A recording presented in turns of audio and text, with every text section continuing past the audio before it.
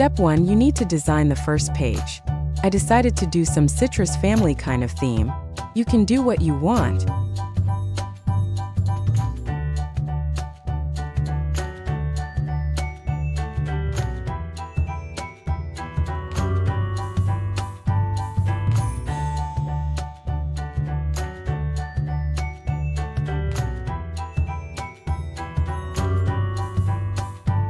Disclaimer: I adjusted the picture, but in the end I used image upscale. Next step, duplicate page and delete the title.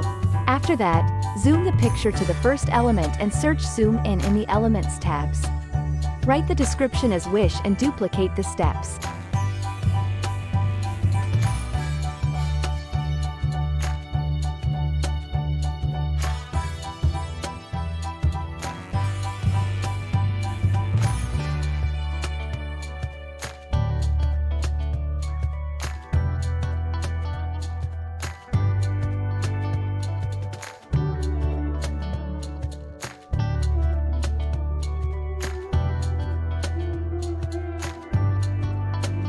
Last step, click the arrow sign below and choose Add Transition between the page.